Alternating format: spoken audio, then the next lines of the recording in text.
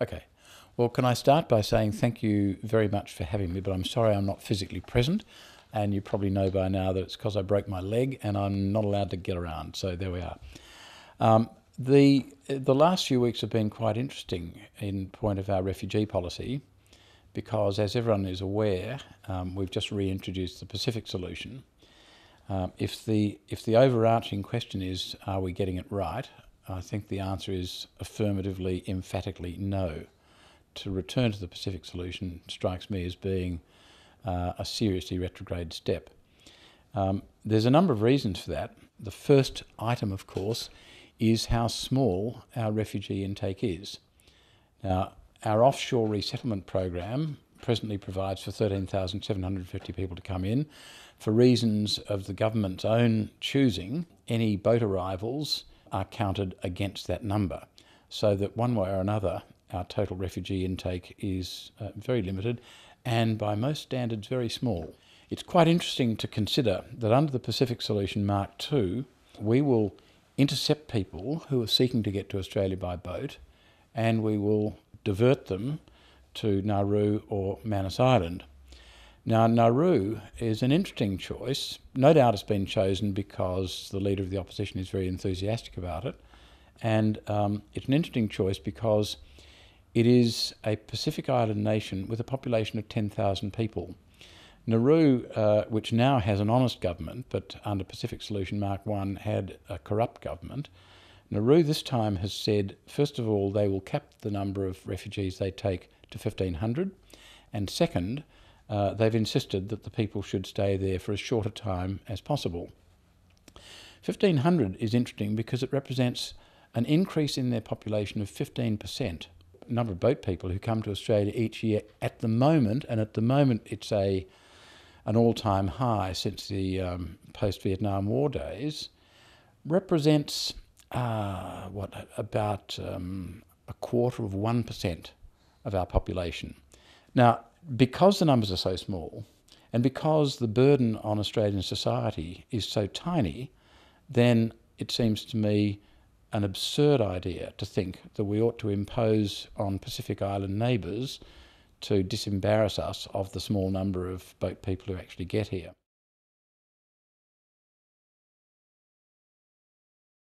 Politicians from both major parties are getting their policy directions from news polls and focus groups in key marginal electorates where the elections are decided.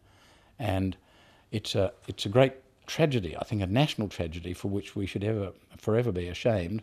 Xenophobia lies just below the surface in most Australians, and it's easily scratched. And politicians who are cynical enough are willing to scratch it to the surface and then exploit it for their own political end. They've tagged them as queue jumpers. For a brief, shameful moment, they tagged them as people who would throw their children overboard. All of those bits of rhetoric, of course, are dishonest because we know that it's not a criminal offence to come to Australia and seek asylum. We know that no refugees threw their children overboard. We know that Peter Reith lied about it and maintained the lie, even in the face of an unravelling story. But the politicians know, on both sides of the House, that there are still votes to be scraped from the bottom of the barrel if they adopt this sort of xenophobic approach. But I think it's a great national tragedy that we are prepared to let our national character be traduced by appealing to the lowest common denominator, who've all been misled by a series of lies propagated by the Howard government, maintained by the Abbott opposition, and tacitly approved by the government. In those circumstances, yes, there's a political price to pay for being nice to refugees. There's a political advantage to be got by being unkind to them, and that seems to trump our more fundamental values. The current debate on treatment of asylum seekers and the current policy settings on boat people represent a complete failure of national leadership.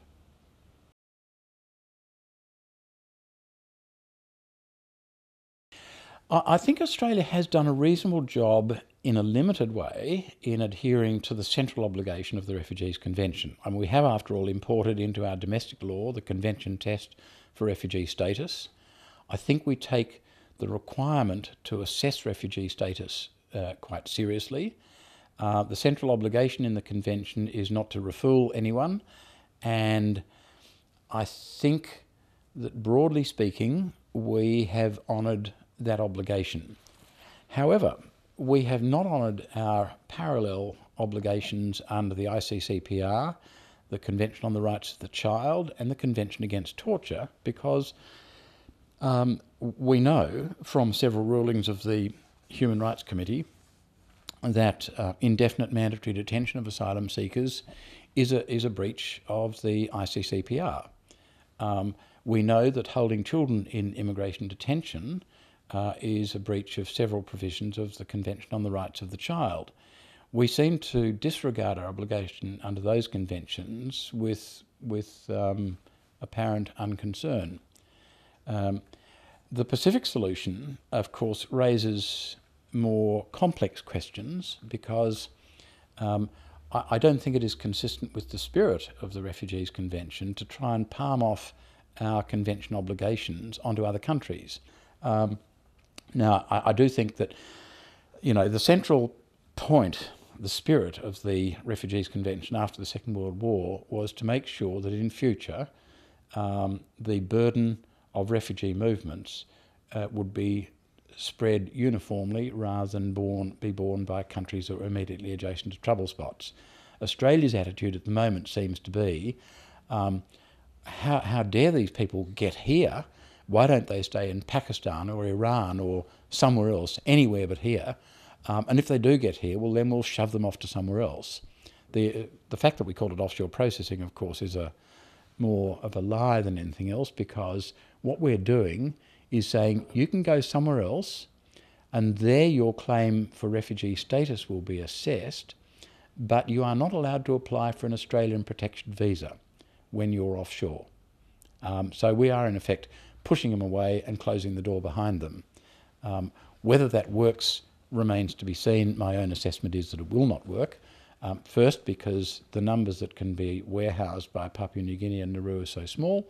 Second, because the people who are in Indonesia considering getting on a boat are unlikely to be dissuaded from doing that merely because they think that their journey will be interrupted by a year or two in Nauru or Papua New Guinea.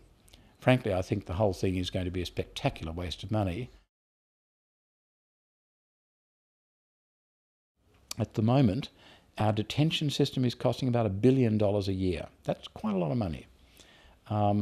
The Pacific solution, Mark II, I've worked out, is likely to cost, this is on 2005 costings, it's likely to cost between $9 billion and $43 billion over the next 3 years. Now, that's a whole lot of money. That is really a lot of money for warehousing people who will probably end up here anyway.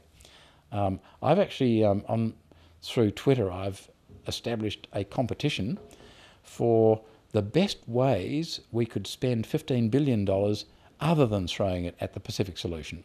And I've offered a prize for the best suggestions and an even better prize for the best suggestion from a Liberal voter, because I think Liberal voters have often got quite good ideas about how to spend government money.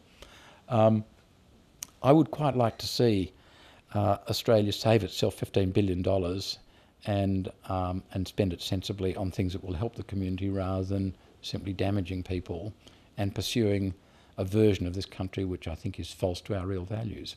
Incidentally, $15 billion, no one has any intuitive sense of what $15 billion is, but it works out to be $1 a second for 475 years. So it's a lot of money.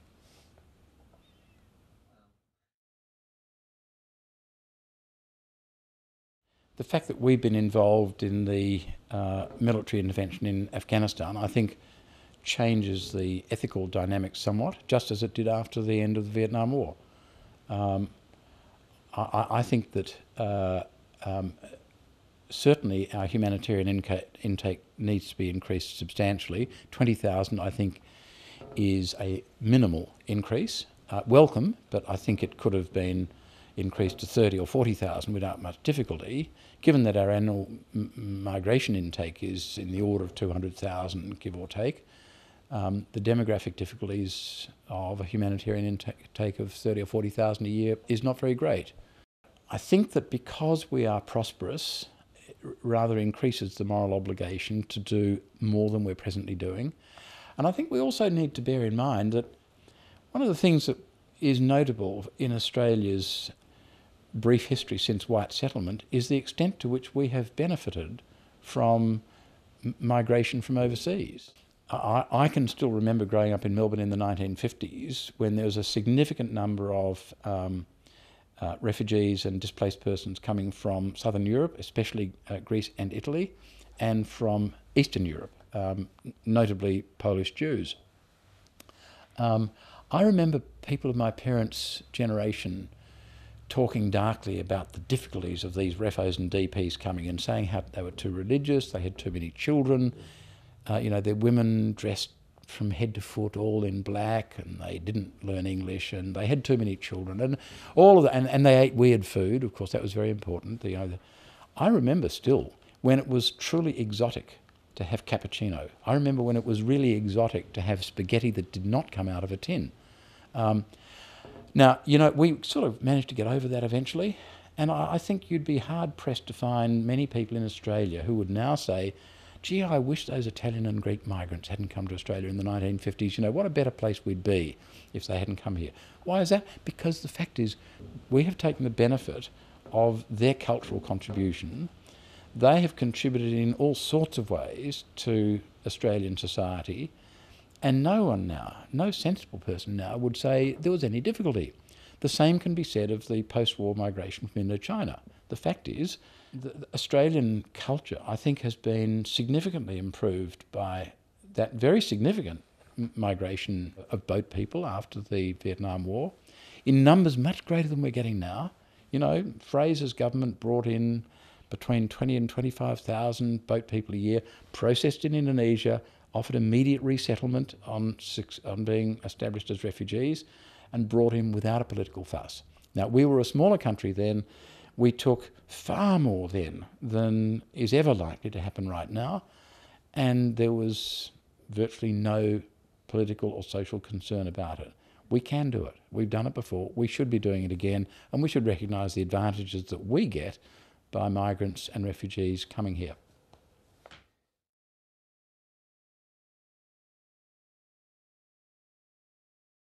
Our offshore resettlement program is good, and we should be proud of that. Not every country has an offshore resettlement program. We do. I think that's fantastic. The offshore resettlement program and boat people should not be linked together. There should not be a trade-off of one against the other. That's a self-inflicted problem which we should get rid of straight away. The way we deal with refugees once they are accepted as refugees and are brought into the community, I think, is also pretty good. By and large, I think we deal with them well. The hostility we show them before they come, the hostility we show them when they arrive, the way we treat them between arrival and release on a protection visa are all, I think, discreditable. By and large, I think we're doing a really bad job, notwithstanding the good bits. And it's a really bad job because the good bits are disfigured profoundly by the fact that some politicians, actually most of them it seems, are willing to say, this is a country that's prepared to lock up innocent people indefinitely. This is a country that's prepared to jail children indefinitely because they've come asking for our help. That's not the Australia I grew up in. I do not believe it represents Australian values, and I think it's a scandal that our politicians are willing to act as if that's something that the country agrees on.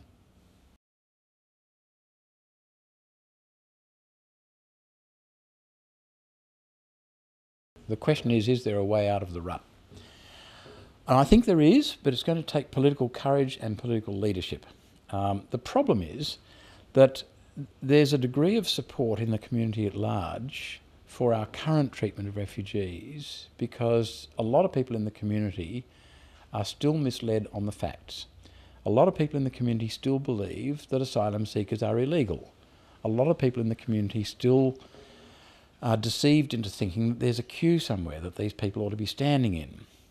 Now, so long as people believe those falsehoods, then it's not surprising that they support government measures designed to dissuade those people from acting that way, and in particular if it's dressed up as saving those people's lives. Although there's an interesting anomaly in that. We seem to be troubled terribly by the idea that people might lose their lives crossing the ocean to get to here. We're much less troubled by the fact that if they don't, they may just be killed by the Taliban.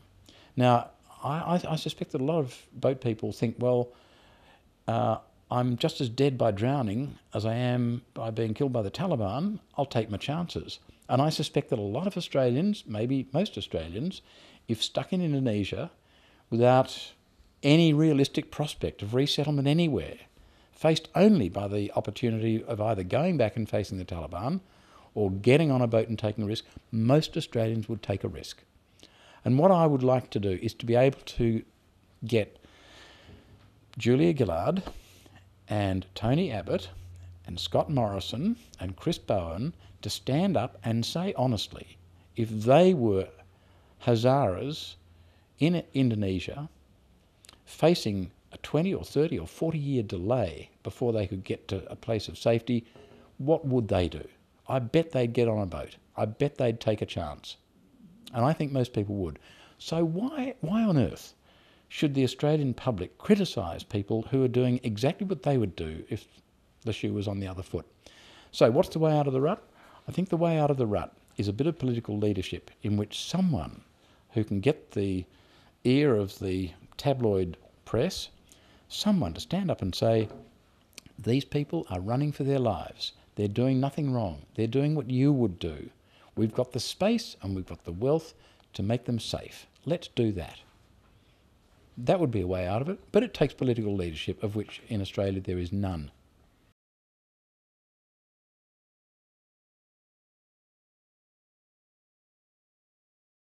I do. I think both parties are responsible for it. There is almost nothing that separates their approach to it, and I think both parties deserve equal criticism for where we've got to. I think Julia Gillard had an opportunity about 12 or 18 months ago. She could have said, we are not going to bow to Tony Abbott's rhetoric. We're going to treat asylum seekers decently, and here are the reasons why. And there are plenty of good reasons for treating asylum seekers much better than we are presently treating them. At very worst for her, she would have lost the next election in a blaze of decency. But instead, what she did was to hang on to the possibility of regaining some ground by, in effect, following Abbott's lead and allowing the opposition to set the agenda.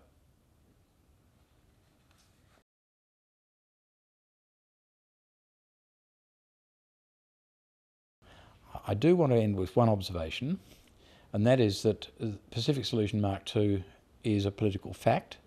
I think it's very important that we make sure that it operates in a way that's fair. The processing that took place on Manus Island and Nauru during Pacific Solution Mark I was catastrophically unfair. Of course, it was all being done in a way that insulated it from any sort of judicial oversight. And when decision makers who are driven by political considerations do not have the courts overseeing their work, the result is likely to be unfair. A simple example of the unfairness, which should give you an idea, is that Hazaras from Afghanistan, who were taken to Nauru and were processed there, had Pashtun interpreters. Now that's like having a Nazi interpreter for a Jewish refugee in 1938. You know, the unfairness of it is so obvious that you really don't have to elaborate on it. Towards the end, when Marion Lay was able to go in and reopen some of the files, she found catastrophic mistakes being made. And we know that a lot of Hazaras were forcibly repatriated to Afghanistan merely because the Taliban had been removed from power.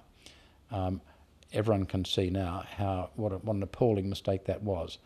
So at least this time, we need to make sure, by whatever means, that the processing that is being done on Manus Island and on Nauru is fair processing. And as I understand it, Mr Morrison will be attending this conference. I hope that Mr Bowen will be either attending or paying attention to it. I hope that the two of them will take steps to make sure that if we must farm out processing to Nauru and Papua New Guinea, we make sure that that processing is fair, because otherwise we will be in breach of our non-refoulement obligations. We will be causing other countries to send real refugees back to a place of persecution, and that'd be catastrophic. Thanks very much.